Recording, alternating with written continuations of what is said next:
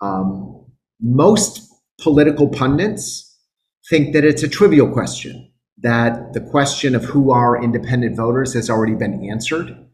They're best understood as simply partisans that have a dusting of individualism or independence. But our presenters today have done some really groundbreaking work to challenge the conventional wisdom.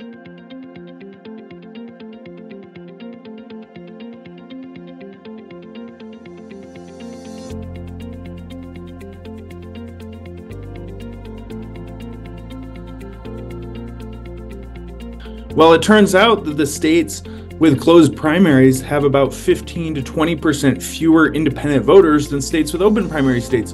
And so what we have is these people in these closed primary states who are registering with a political party who would otherwise prefer not to be registered with a political party, but are participating in them. Independents make up a significant block of voters in our country.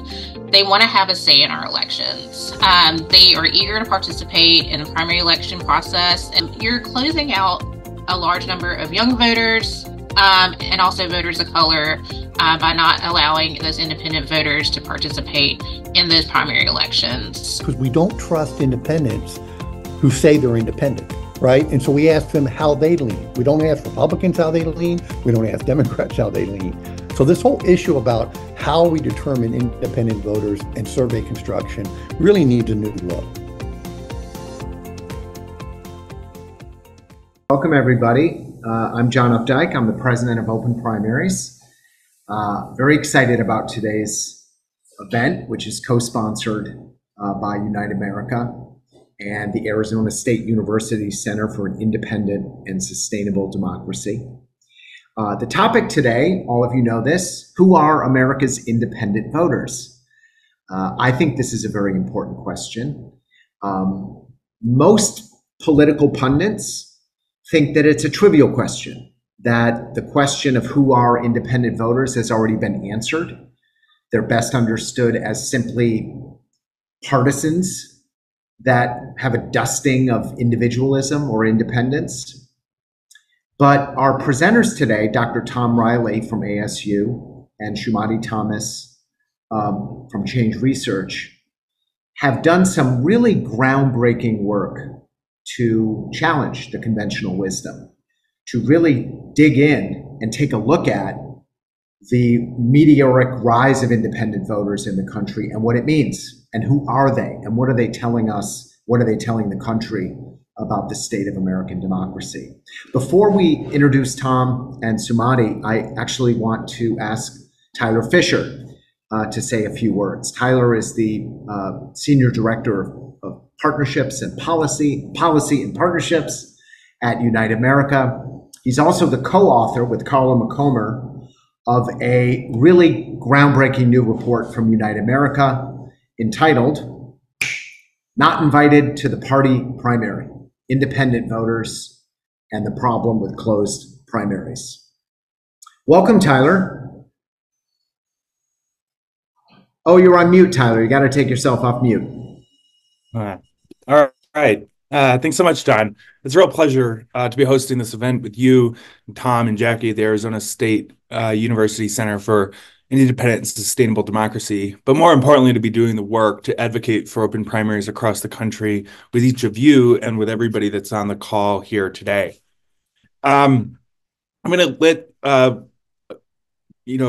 we're going to get to the researchers really quickly here, but I just want to call out three major reasons why we did this kind of groundbreaking research on independent voters that you'll hear about today.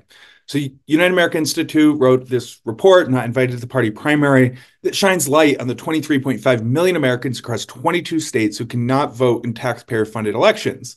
And we commissioned Change Research to do the largest ever survey, more than 2,000 independent voters across those states, to get under the hood and figure out what do those voters think about politics, about not being able to vote, and about this upcoming presidential election. And we did this for three major reasons. One, we have to raise the issue salience. Very few Americans are talking about the fact that 23.5 million Americans across these 22 states cannot vote in taxpayer-funded elections. And this is an accelerating problem. There are 20% more Americans who could vote 10 years ago who can't vote this year. And there just simply is not enough policymakers, media members, coalition partners, philanthropists, and civic leaders paying attention to this issue. And so we hope this report continues to play a key role in making the issue of closed primaries more resonant with real people. Second, we wanted to bring research rigor to the issue. Not only is this a big problem and a growing problem, but there's actually surprisingly little academic research and rigor on this topic. This white paper, as I mentioned, is the largest ever survey of independent voters from closed primary states. And we asked more than 45 questions. And we asked a great deal, or we learned a great deal about the attitudes and the beliefs of independent voters. But we also serviced a lot of other key data points, and I'll just point out two. One is that we estimate that more than $300 million of taxpayer funds in closed primary states are spent on elections in which independent voters cannot vote. And we also found that veterans were 3 times more likely to be registered as political independents, meaning that the folks that fought for our freedom and for our democracy are 3 times more likely to be disenfranchised by closed primaries. And the third reason we did this report was we want to support the advocates, like many of you on this call, working on this issue across the country. Changing hearts, minds, and laws requires a lot of passion and inspiration, but it also requires at times data. And we hope this report will be helpful to advocates and campaigns working to open primaries to independent voters across the country. One of the most interesting ways that we think that the report can be helpful to advocates is that we asked 10 different qualitative questions in which we heard directly from voters on all sorts of questions like, why are you an independent? What do you think about the media calling you a leaner? And we asked them, what do you think about not being able to vote in closed primaries? And I'll just read off 3 responses before I hand over the mic, because I think they're really illustrative to what we heard. One 81-year-old white man and veteran from Arizona said he feels like a second-class citizen. A 54-year-old Native American from South Dakota said she feels left out, as if my voice as an American has been shut down. And a 43-year-old Black man from Louisiana said primaries should be voted on by every citizen, regardless of party, to show who is more palpable to the other side.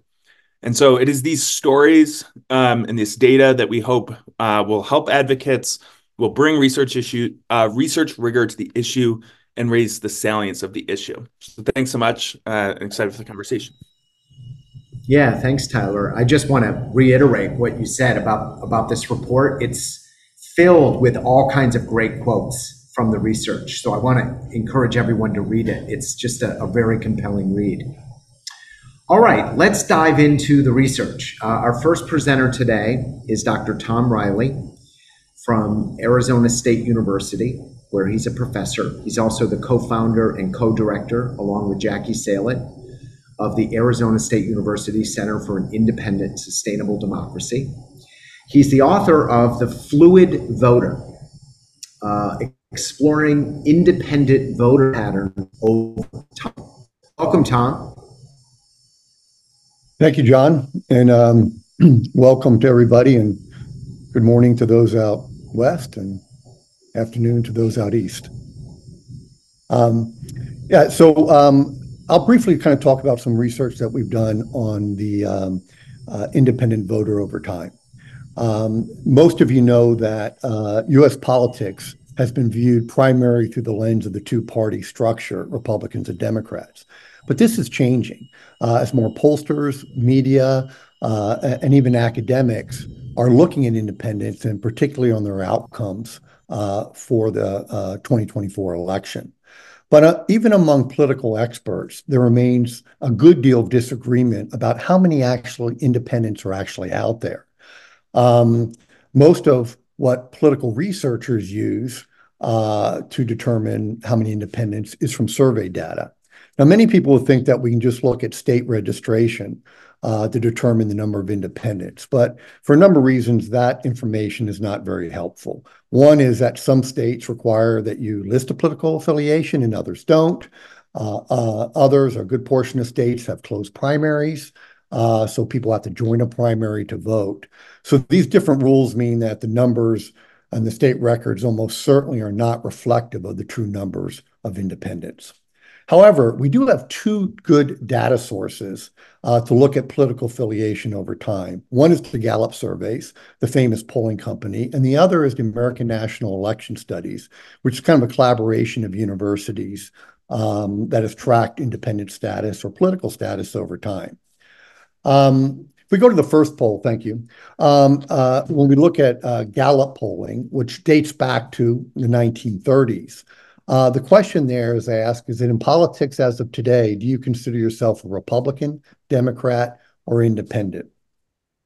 The average in 2023 and into 2024 is that 43% of individuals are identifying themselves as independents. Now, these aren't this is as of when the question was asked. It doesn't represent political affiliation, and it certainly doesn't indicate how they're going to vote. According to Gallup, is that political independents have actually been the largest political bloc since 1991, continuously to today, except for the period of time between 2004 and 2008. Actually, in March of 2023, independents represented about 49% of the electorate, which is more than the two major parties combined. We can go to the next one too. The scholarly classification of voters as independents really date back to the work of Agnes Campbell and his colleagues, the American Voter. ANES, they used the American National Election Studies, and this is just for president, governor, and Congress. It's not down ballot. But in 1952, they start asking a follow-up question of independents about how they lean. Now, this is not asked of Republicans or Democrats, but basically, if you identified yourself as independent, they ask, do you lean more towards Republican or Democrat? If we go to the next slide.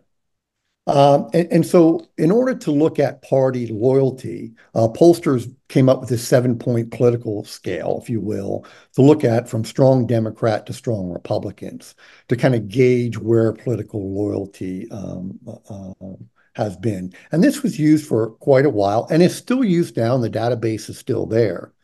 However, if we go to the next slide, in the 1990s, given some of the work of Keith and others in their book that came out called The Myth of the Independent Voter, really argued that ANES should abandon the 7-point scale and just look at a 3-point scale. Not the original question of are you an RD or independent, but actually counting leaners as partisans.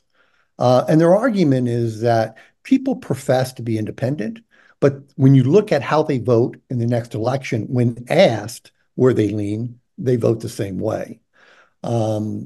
So basically came up with the 3-point scale. If you can go to the next slide. And when you start counting independents as leaners, the number of independents is quite small. It's about 10%. If you can go to the next slide. And actually, if we look over since the 1950s, that number has remained fairly consistent. It's about 12% right now. So if you look at your chart on your left, you basically see that independence, or true independence is what they say, really has not deviated over time. And it's about 10%. It said it's about 12% now. Now, the scale on your right is the Gallup one we looked at previously. That is vastly different, right, in the number of people who are independents. However, there's a lot of scholars, including the work that we do at the ASU Center for an Independent and Sustainable Democracy, really kind of question this assertion that most independents are leaners. Other researchers, and many researchers, also question the basic premise of asking in a survey whether you lean. I mean, we accept the answer from Republicans. We accept them from Democrats. Why are we asking leaners a follow-up question? But the real problem with asking that follow-up question is that it's contaminated by short-term results, right? So basically, if I ask you how you lean, and then I see how you vote in the next election, it may very well be because of the candidate, the ballot, or whatever issue came there. And so this notion of asking how you lean and then how you vote in the next election has been kind of this basis for us to determine that the number of independents are only 10%. So if you can go to the next slide there. So what we did is that we looked at this database of the American National Election Studies on political identification and voting choices from 1972 to 2020. As I mentioned, it's been collected since 1948. We used a time frame in 1972, mainly because that's when 18-year-olds were voting, and we thought it was more representative of the current voting patterns of independents. And what we found, here's the top line, is that there is significant volatility in loyalty of party among independents. We look at it over time. So we look at that question, are you loyal to party? Independents are all over the place. But more importantly, we found that a sizable number of independents moved in and out of independent status from one election to another. Why does that matter? Because when we count leaners as partisan, it overstates the number of independents. The number of partisan voting. And that a true picture is that you have to look at voting patterns over time. And what we found and concluded is that this group of independent voters are extremely unpredictable. But to discount them as leaners is really a disservice and isn't very accurate. The last thing I'd like to say is that what we do in the article is that we also basic kind of question is that perhaps these long-term survey questions maybe never were a good determining or good way to determine independent status. And maybe we need to come up with different constructs. At the end of this, there'll be a column that Russell will post that kind of summarizes what I just did, but it also has a link to the article that you can look at the data set and the data that we predicted. Bottom line is that this is why studying independence is so important. We can't discount them and just say they're leaners. Unfortunately, that's what many in the political science and academic arena has done, and some major media outlets. Thank you for allowing me to present. Thank you, Tom. That was terrific.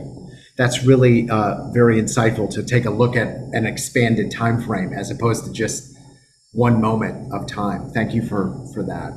And again, we're going to share not just a link at the end, but in a follow-up email to everybody, links to your work, Tom, to the Change Research and Unite America report. So everything will be sent to people after this discussion. Okay, I want to introduce everyone to Sumati Thomas. Sumati is an analyst at Change Research. She led the team that conducted the 20-state deep dive exploration and polling of independent voters in 20 closed primary states. That formed the basis, the research basis for the Unite America report. Hi, Sumati, welcome. Thanks. Thanks so much for having me. And thanks to Unite America for allowing us to conduct this really, truly important research. Again, I'm Sumati Thomas with Change Research, and I'll go through a little bit about the polling that we did with these independent voters. You can go to the next slide. Like Tyler mentioned earlier, we were able to conduct the survey across 20 closed primary states, and we're able to interview over 2,000 registered independent voters. You can go to the next slide. We asked voters in an open-ended question why they consider themselves politically independent. And the responses really show a desire for a system that champions integrity and personal values over strict party allegiance and division. One quote that really sums this up is a woman age 50 to 64 says, "America needs more representation than two parties. It creates a divide." And both parties are do not represent the majority of America, but you have to settle, and this is wrong. And go to the next slide. When given a list of reasons why independent voters say they register as independents, we see a trend among these groups that with 70% prioritizing evaluating candidates on their merits rather than their party affiliation, and 69% expressing concern that political parties are excessively swayed by corporate interests. So really these voters value their individual issues and evaluate individual candidates rather than any sort of party allegiance. You can go to the next slide. We also wanted to understand independents that were previously members or aligned with a specific political party in the past. We saw four main themes stick out among these groups of voters, independent voters. One was individualism. Many left their party due to influential figures tied to those parties or stances on critical policy issues that might differ from where that party is leaning at that time. Anti-corruption was another theme. There's a perception among some independents that the major parties are corrupt and ineffective in serving the public's needs. Disenchantment with the political process. Some show a sense that leadership in the major parties prioritize power over governance, and ideological changes, either personal experiences or ideological changes over time, either from the voter themselves or within the party. This, along with just general cynicism, can contribute to that departure from those established party lines. But among those, not just leaners, as Tom mentioned, out of our sample, 48% were purely independent voters that said that they were never leaned towards any sort of party. That those voters, many reject the societal pressures of having to choose a party and are really reject having that partisan notion. They feel like those that left a party to register as independents, we see a pattern of many feeling misrepresented, and that's partisan narrative, not feeling that the party encompasses their views. You can go to the next slide. These qualitative findings are backed up with our quantitative data. Independent voters express a clear skepticism towards political parties. Almost 7 in 10 agree that political parties favor special interests above the needs of ordinary people and are more focused on winning elections and getting things done. With this outlook in mind, independent voters show a real guarded view on political representation and the influence of their votes. 80% anticipate a rise in the number of independent voters because of this current political climate. You can go to the next slide. So what can be done to help independent voters have more of a voice? We asked about a few different electoral reforms and policies. Independent voters support significant reforms in transparency, term limits, and registration flexibility to enhance the democratic process. A strong consensus of 79% support requiring politicians and PACs to disclose their donors to prevent any sort of undue influence, and 78% back setting term limits for politicians. Go to the next slide. Independent voters prioritize the integrity of the democratic process and perceive a threat to democracy, with concerns over extremism in both of the major parties. 89% agree that maintaining a fair election process is more important than their preferred candidate winning. 85% also feel like democracy is at risk for future generations. There's a wide consensus that both political parties, as well, or that both political parties are becoming too extreme. Go to the next slide. We also saw a majority, 94%, agree that eligible voters, regardless of party, should be allowed to vote for any candidate in any election. And 87% agree that eligible voters should be able to vote in primaries without registering with a major party. Go to the next slide. And looking at independents in these closed primary states, 77% believe it's unfair that only members of a party may vote in presidential primaries. And we saw similar numbers when we asked about primaries in down ballot races. Across partisan ideologies, we see agreement that this is just unfair. You can go to the next one. Independents in closed primary states strongly favor opening primary elections in their states. We see 62% support allowing independents to vote and have a voice in their primary elections. And again, we see this across multiple demographic groups. We can go to the next one. So, okay, if we change the laws and open primaries elections up in the states that currently have closed primary elections, are independents eager to vote? And the answer is a resounding yes. Over 9 in 10 say that they are likely to vote in primary elections if they were allowed to, with 2/3 saying very likely that they would vote in these elections. Only 9% said that they would not be likely to vote. This is seen across every demographic and those leaner groups within independents. You can go to the next slide.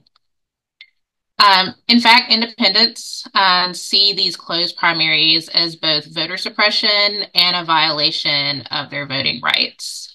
Over 70% agree with those statements. Go to the next one. And finally, we asked independent voters how being excluded from presidential primary process makes them feel. We see a strong call for a more inclusive electoral process. They feel like they're being sidelined and that it contradicts the principles of a representative democracy that our country should have. However, we did note a small number of responses that said they understood the logic behind having these closed primaries, but suggested options for allowing independent voters to choose which party primary that they vote in, just not allowing them to choose both, or having clear voter education in those states on how they can change their party registration to participate in primary elections if they choose to. So there's some voters here that say that they understand why there are some closed primaries in some states. But really, in summary, independents make up a significant block of voters in our country. They want to have a say in our elections. They are eager to participate in the primary election process, and states with these closed elections are cutting off the voices of a very large block of independent voters.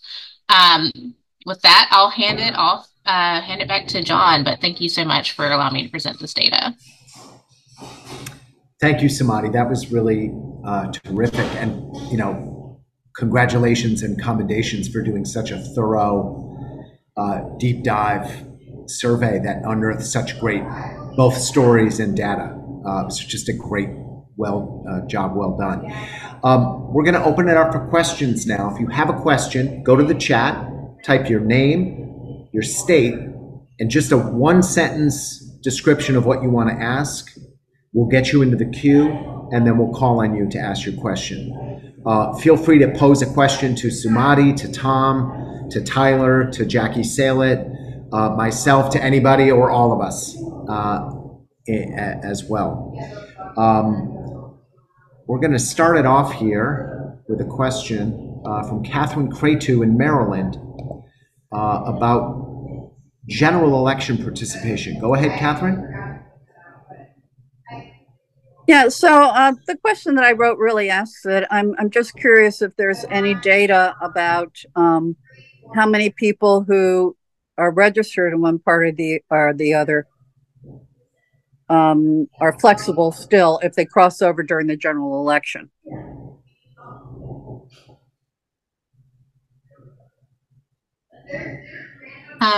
We have not done any specific research on party switching like Republicans voting Democrat or Democrat voting Republican and vice versa. But I do feel like that's a good group that we should research more. I feel like those are voters, especially probably voters that are registered as Democrat or Republican, that would fit in basically our study of independence. Right. those flexible voters is definitely, I feel like it's a good block in our electorate. But I'll let Tom see if there's any other research that ASU has done. Yeah, I mean, I think if you pull up the article that we wrote too, I mean, what we observed is that there was a significant amount of, in one election they're independent, the next time they register as Republican, and Republican is Democrat. There was quite a bit of switching of parties on registration, which is why it's.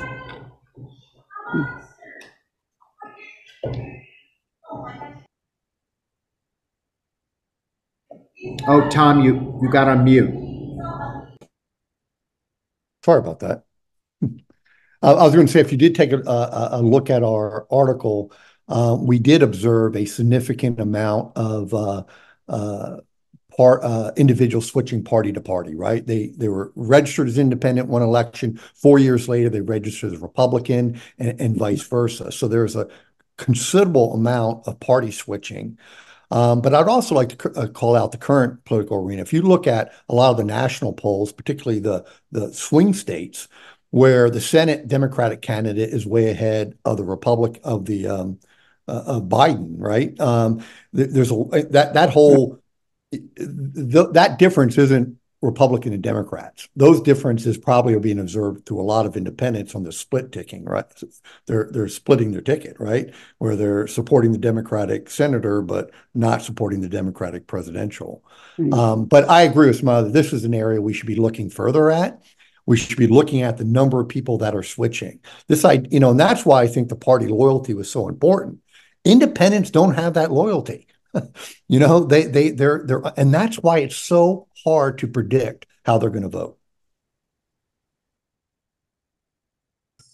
Thanks, Tom.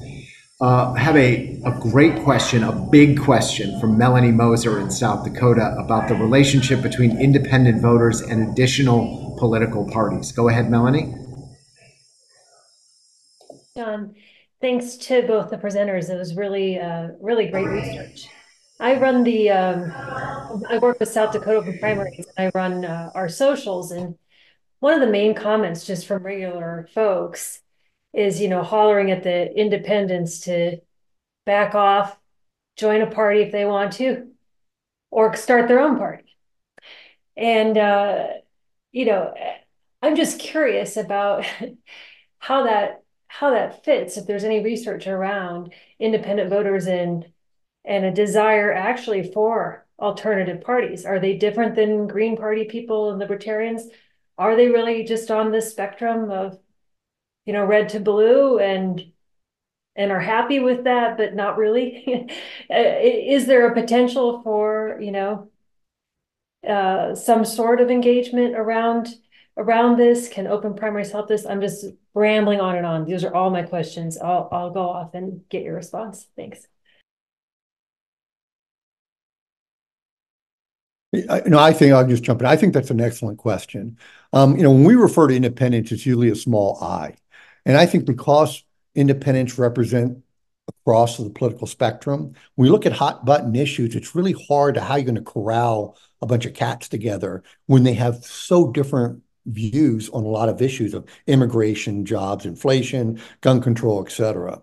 There are some thematic issues that bind independents together, fairness issues, anti-corruption, perhaps some anti-incumbency, right? Where they're together, but trying to get independents into one party, I think becomes really challenging because they don't lend itself a lot to a lot of the hot button issues. And many independents just like the notion is that they don't want to be part of the party and they don't fit within these boxes. Issues are more complex. They have differing views about these hot button issues, right? That are conflicting and they don't fit neatly within the two parties. This is my thoughts. Yeah, I completely agree with Tom. Especially looking at a lot of the open-ended responses and the questions that we ask, you really have just a very broad spectrum among this independent block of voters. And Tom talks about those, those leaner questions, and we did ask that. But like around a quarter said that they lean Democrat, around a quarter said they lean Republican, and then we had like 48% saying that they did not lean either way. They were pure independents. So it's like, really, how could you corral that into one ideology? It's very, very hard. There is, in some of the open-ended responses, we did see people saying that there should be more than just two options. So there is a dissatisfaction with this Tea Party system. But really, I feel like there is definitely a call or a need to more research to understand what those possible solutions could be.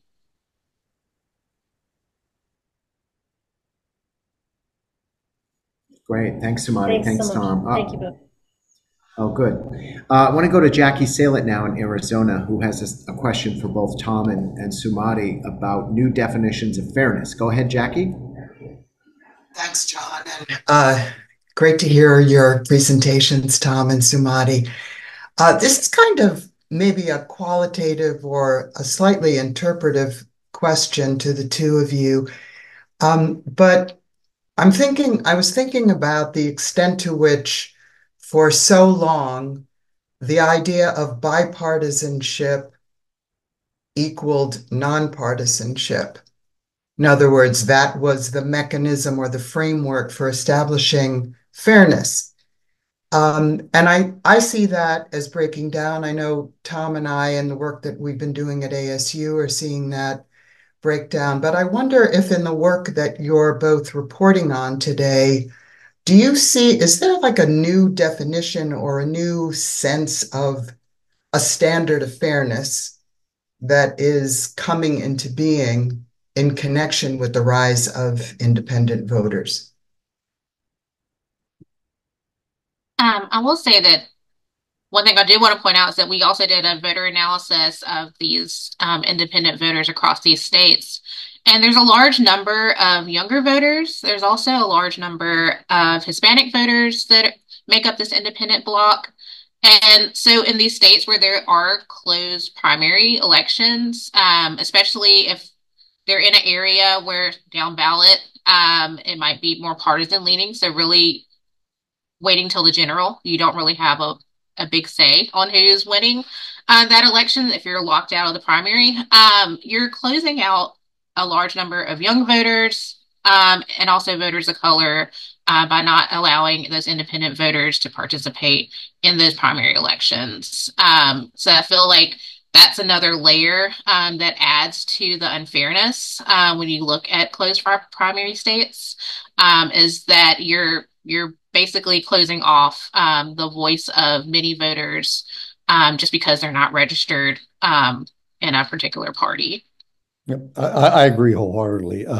It's interesting that we just have a study of about 1,400 Gen Z voters in Arizona that we're releasing on Monday. And if one is that 80% of them, basically reject the two parties, right? Found that they were unhelpful in helping them provide information for informed decision making. They were too polarized. A lot of the findings that were previously reported.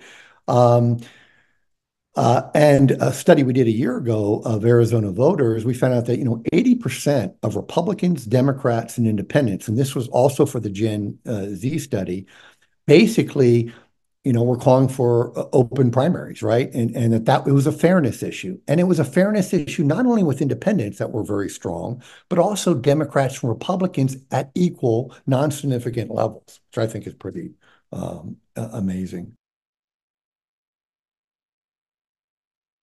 Jack, just to add to what Tom and Sumati said, I'm not gonna say this is causal, but last year, or rather in 2022, after a decade in which independent voters increased by 25% in the state of Delaware, the court struck down a rule that had been on the books for 50 years, saying that the only people eligible to run for election judge are registered Democrats and registered Republicans. That law was sued, someone challenged it, and it was struck down as unconstitutional. So to me, that's a little canary in the coal mine, that maybe a new definition of fairness is starting to emerge, that as these independents rise and there's more and more of them, some of these constructs of bipartisan as opposed to nonpartisan are going to be struck down in the courts, in the court of public opinion, in a lot of different ways. And I hope the Delaware lawsuit is a harbinger of things to come. All right, we're going to go to, I'm sorry here, let me bring up my thing here. We have a question from Steph in New York City, who has a question about independence and alternative voting systems. Go ahead, Steph. Hi, my name is Steph. I'm with Represent Women. I was following up to another question that had been asked, but I'm wondering if there's any research done on how independents feel about alternative voting systems, or if they particularly maybe have a bigger problem with the winner-take-all system that we now use. And if in states that do use alternative voting systems like Maine and Alaska, there's been research done on independents in those states.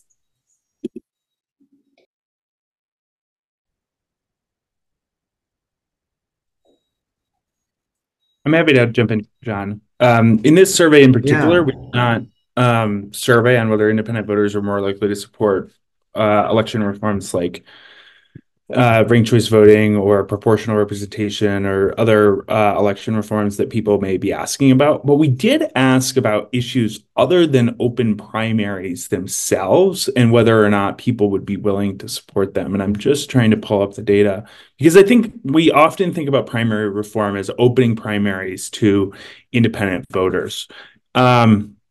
But we did ask about a few other issues. Nearly 80% of independents said they support term limits. Nearly 80% said they support requiring politicians and PACs to transparently disclose their donors. And then 4 issues closer to primaries, 65% said they support no longer requiring voters to register with a political party, which would effectively open primaries to all voters. 50% support creating a national day when all primary elections across the country would happen at the same time. Sorry, that was 50% strongly support and another 25% support. So that's 75%. And then we have a total of about 65% for supporting eliminating the current delegate system that's used for our presidential primaries. And so I think primary reform advocates, rightfully so, are focusing on open primaries or nonpartisan primaries, but we can change the date of primaries to boost turnout. We can get rid of the delegate system. We can get rid of caucuses and conventions. There's lots of other things that could be on the menu for primary reform that go beyond open primaries and nonpartisan primaries. I'd like to just add, too, is that the USC Schwarzenegger Institute has also done a lot of stuff about alternative voting forms, but also like Top 2, where they've looked in depth and about some of the changes in California about voting and what the impact has been long term. So you might look at some of their work also. That just seems like also an arena of there needs to be more research about independent voter attitudes towards, as you're saying, Tyler, you kind of put forward a menu and put forward even a bigger menu of ideas and changes and get a better baseline of where we are on that. I want to go to Sue Davies in New Jersey, who has a really interesting idea about a survey of Democrats and Republicans. Go ahead, Sue. Yeah, hi. Well, I live in a state where independents are allowed to vote in the primaries and get their registration changed most of the time without even being told that's happening. And many of them don't, re-register. So the question was, is there any plans to research Democratic and Republican Party registrants to see how many of them are really independents and how many of them, how they think about independence. And, given the gap between the Gallup poll and the official registration stats, and particularly in closed primary states. Yeah, for this particular project, we focused on those that were registered as independents or were unaffiliated in these closed primary states because we wanted to really dive into why, especially if they're in a closed primary state, why did they register as independent? But I do feel like your inkling is correct that there are probably, especially in closed primary states, lots of people who register as Republican or Democrat. that might be more ideologically independent, but they register that way so that way they can participate in those primary elections in their states. And we saw a little bit of that in the open ends in our survey, especially people who said that they left a previous party, people saying that they would switch their registration so that way they could participate. But it's just a call. I'm fortunate enough to be in Mississippi where we do have open primaries. And I appreciate the fact that I'm able to vote in these primary elections, regardless of party affiliation, and feel like that should be something that all states, all people, all voters are able to participate in. We also did a little analysis on this, which we call the new species of rhino and dino. We hear all the time, like, oh, we should only have party hardliners in the party. Republicans in name only and Democrats in name only are taking over our party. If only the partisans could participate, it'd be better. Well, it turns out that the states with closed primaries have about 15 to 20% fewer independent voters than states with open primary states. And so what we have is these people in these closed primary states who are registering with a political party who would otherwise prefer not to be registered with a political party, but are participating in them. And so then the jumble is like, oh, if we want the rhinos and the dinos out of our party, well, then you should open up your party primary so that they no longer register with you. Tyler, I couldn't agree more with that too. And, it kind of underscores the issue when pollsters are asking the question, why are we only asking the question of independents? We don't doubt Republicans when they say it. We don't doubt Democrats. But we developed this 7-point scale primarily because we don't trust independents who say they're independent, right? And so we ask them how they lean. We don't ask Republicans how they lean. We don't ask Democrats how they lean. So this whole issue about how we determine independent voters and survey construction really needs a new look. Thanks, Tyler. Thanks, Tom. I want to go to Bridget in New York City, who has a question about why we have closed primaries to begin with. Go ahead, Bridget.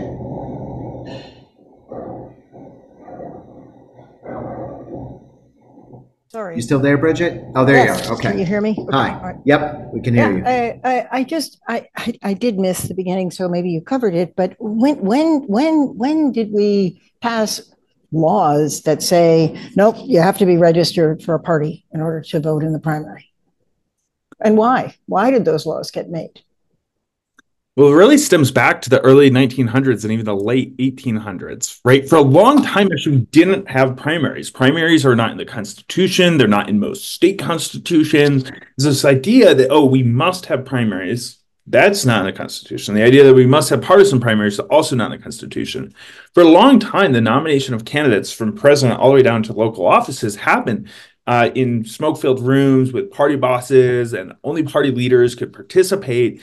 And, towards the late 1800s, starting in Pennsylvania, we saw more voters get engaged in the nominating process. And then a number of states over a period of time created taxpayer-funded primaries.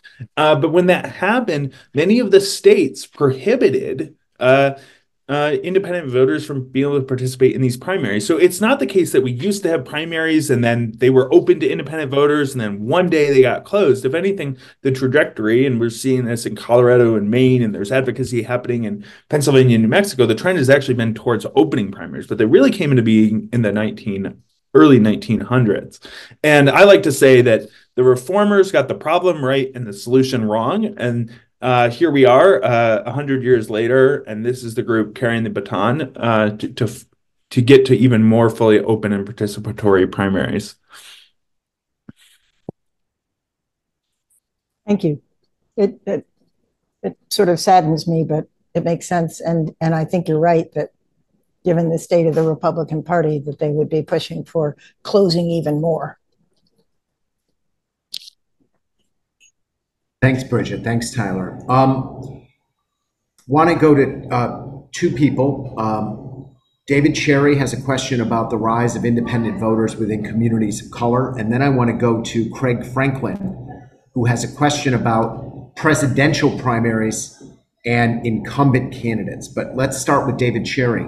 Go ahead, David. Yeah, thank you, John. Well, I do a lot of work on the, especially on the west side of Chicago and also the south side with mostly Black voters. I also do a lot of work with Latinos and white people. I do a lot of work in multiracial environments. But I was thinking about how many of us in communities of color, wear multiple hats because we're trying to improve the community, whether it's healthcare, jobs, housing, trying to make the streets safer. And we always, no matter what organizations we're in, we always come back to the political system blocking any forms of progress and blocking attempts for us to elect some of the best people. So I had a thought about how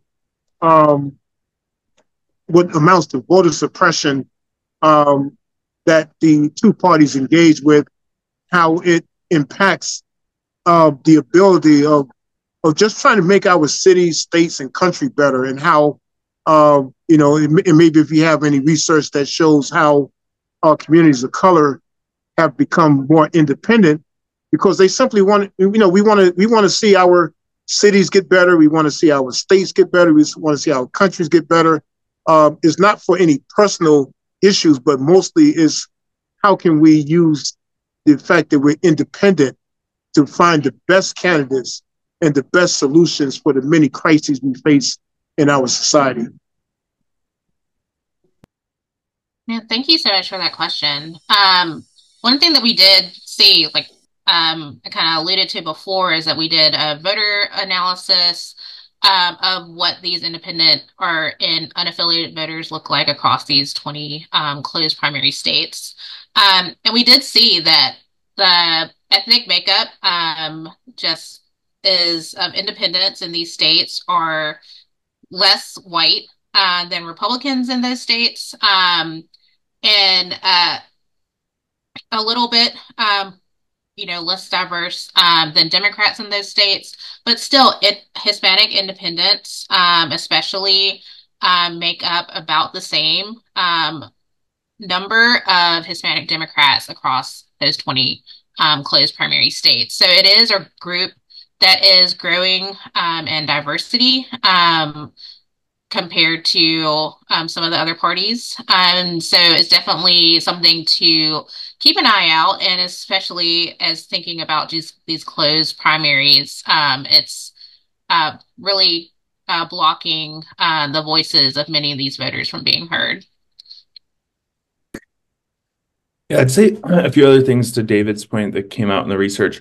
One is that we generally find that people of color are more likely to register as Democrats than as independents, but people are also more likely, people of color are more likely to register as independents than they are Republicans. But I think a lot of that gets lost in the nuance of how our primary elections work. So if you're if you're a Black voter in rural Mississippi and you can't vote in the Republican primary, you actually don't, and it's a safe red seat, you actually don't have any influence on who wins that election. Mississippi's a bad example because it's not a closed primary state. I'll give it a different example. If you're a Latino voter and you're a Democrat, but you want to be able to vote in the safe Republican district in Western New York, where I grew up, you actually have no say in who represents you because the Republican primary is the only election that matters. The reverse is true. If you're a Black Republican and you live in New York City, but the Democratic primary is the only one that matters, like you're inherently not able to participate in the election that matters. And I think we forget to explain that when we're talking about who's disenfranchised from the political process. When Louisiana tried to close primaries earlier this year, 97% of the state's Black voters are registered as Democrats or independents.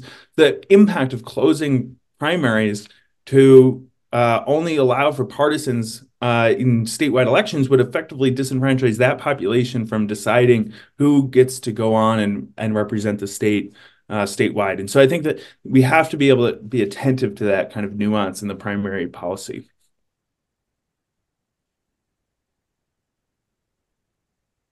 Those are great points. All right, I want to go now to Craig Franklin. Go ahead, Craig. Okay, thank you very much. Thank you to all the presenters. Were there any views in your research that indicated frustration with parties not even allowing a primary when there is an incumbent? For example, the Republicans with Trump in 2020 and the Democrats with the Biden in 2024. I specifically look at Florida, for example. They wouldn't even allow anybody to enter, and they just said Biden's their nominee. And I think voters would have liked to have had a choice in the Democratic primary for president. I don't know. Our research got at that question, but I agree with you. I don't know if Tom has anything to add. Yeah, I don't think we asked a few presidential questions, but we didn't ask anything specifically about getting at any frustration with the presidential primary election process for this year. So just can't really speak too much to any insights there. Yeah, same here. I'm not aware of the research, no.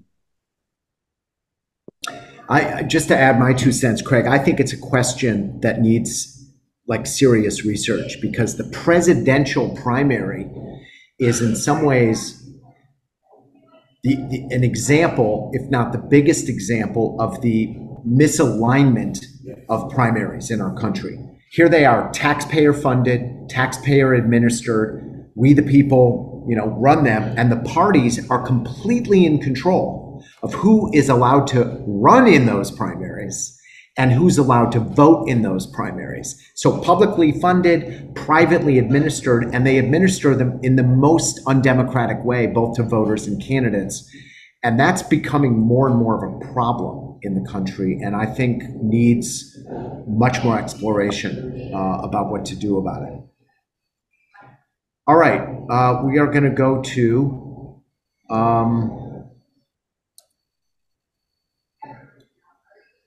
Bill Bell, who has a question about who makes up independent voters. Anything more for your research? Go ahead, Bill.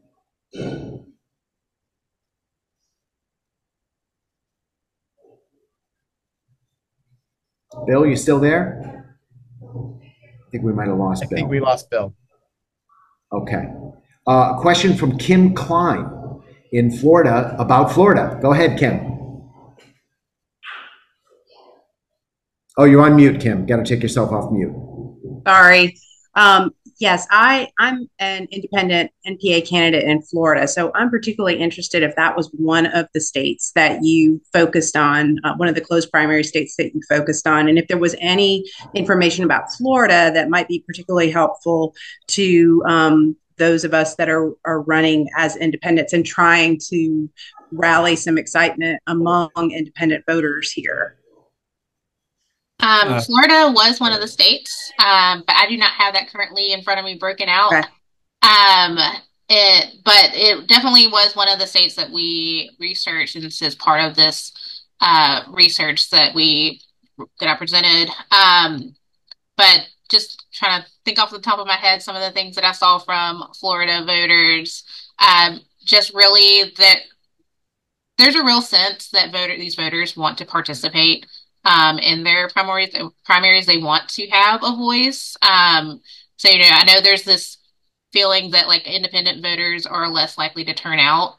But I feel like that's mainly just because if you're in these states where there's a closed primary, it feels like there's no incentive to get out there, especially if you didn't have a say in the primary election. And then by the time it comes to the general, there might not be a choice that independent voter is leaning towards.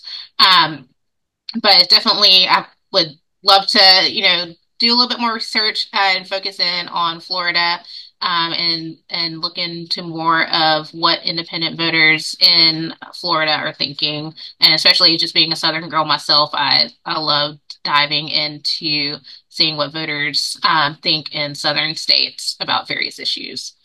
I had one follow-up question if I could ask you.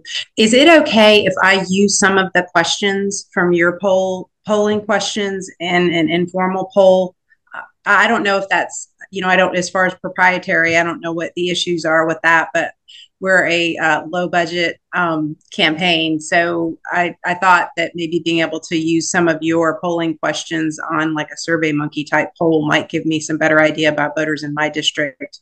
But I don't want to do that if that's, like I said, if that's not cool. Yeah, I would say that America, who commissioned the poll, you can definitely use the poll questions. Another thing that we did is that, as I mentioned, and as you'll see in the report, there's a bunch of qualitative research. We asked people, why are you an independent voter? What do you think about not being able to vote in taxpayer-funded elections? What do you think about the media calling you a leaner? We have broken out those responses by state into workbooks that if you're a state advocate working in your state with an advocacy organization, we're happy to get you those qualitative quotes, which you can use on your websites and your social media content, etc. So be in touch with us. Okay, thank you. Thanks, Kim. Thanks, Kim. All right, we have reached the end of the hour. I want to thank Tyler, Tom, Sumati, Jackie, and all of you for participating. You will each be receiving a follow-up email with everything we've talked about, all the surveys, the slides, all the information, so you don't have to write it all down. We're also going to have a video of this conversation, which will be up on YouTube within a week, and you'll be receiving that as well. Thank you again to our presenters, our panelists, and all of you. Have a great day. Take care. Thank you. Thanks, everybody.